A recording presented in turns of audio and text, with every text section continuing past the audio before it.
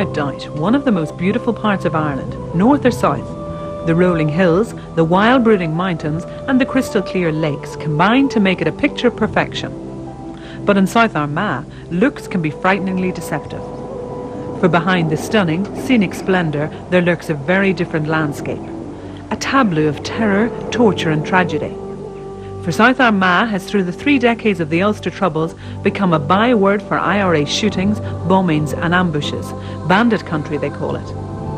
Of course, the perception across the world, fueled by an unceasing Republican propaganda campaign, may be that the IRA war has been waged exclusively against the British Army and the Royal Ulster Constabulary.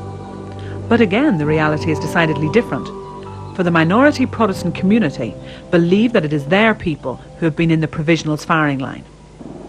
3 of the vilest acts of sectarian savagery on record during the Troubles were perpetrated in South Armagh against the Protestant community.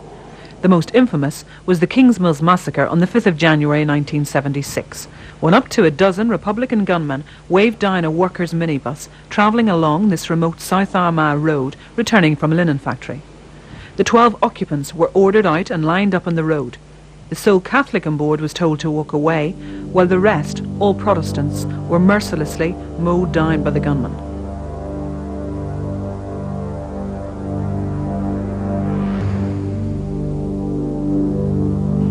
One of the 11 survived. The other 10 were all killed.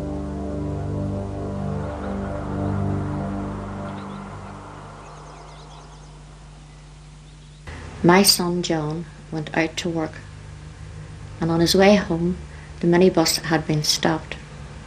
We seen it on television that there had been an incident happened, which we didn't know what it was.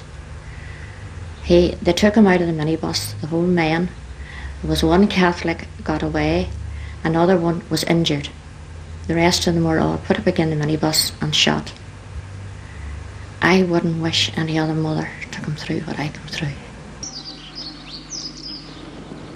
Just 4 months earlier, another 5 Protestant men were murdered at Tullyval in Orange Hall by gunmen who burst in an open fire as they were about to say their prayers before a meeting. As the terrorists fled, they left a deadly bomb outside the hill to kill anyone who survived the gun attack. Luckily, however, no one else was caught in the bomb trap. Tullyval and Orange Lodge met on the first Monday of every month. That was a very well-known fact. The whole countryside for miles knew about that. They'd had a sports weekend in July, and that night they had met to finalise the proceedings. And they were in the middle of the opening prayer whenever the gunmen burst in. They shot the chairman, and his son got up to go to his assistance, and he was shot too. That was 2 people out, 2 men out of the one house. They also shot the chaplain who had been in the middle of the prayer, an 80-year-old man. They shot him dead where he stood. And as the other people in the hall dived for cover under the table or running anywhere they could, they fired indiscriminately round. They shot my husband 6 times in the back, and a lot of others, I think 7 or 8 others, were wounded, apart from the 5 who were shot dead. The ruthless Republican killers also brought their vicious and random sectarianism to the holiest of places, a house of God, in South Armagh in November 1983. Worshippers at the remote Mountain Lodge Church Hall at Darkley, 2 miles from the border with the Irish Republic, were the targets this time. The gunmen riddled the defenceless churchgoers with gunfire. 3 of the congregation died in the hail of bullets. Many others were injured.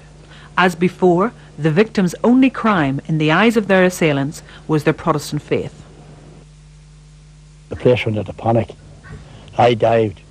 My son, he had his wee boy in the back room, in the ante-room behind where we were standing. And he was on the table in the carry cot. His wife was playing the organ on my left hand, and my own daughter was playing another organ on my right. And we dived for the back room right away, which was just right behind us. Took the child out, got it onto the table. Now, unknown to me, one of the men from the door, the entrance door, was shot, and he ran up the aisle. And he ran into the ante-room behind and pushed the door open and fell dead on the steps behind. And then we turned in again, to try to help the injured. One woman was bleeding furiously from the face, shot in the face.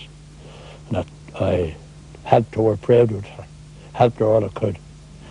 And then I turned in to see about my men that were still in the outside hall, and they were lying dead. I know one thing, they had no fear of God when they did it. To enter into a place of worship and shoot down defenceless people, or massacre, an open massacre.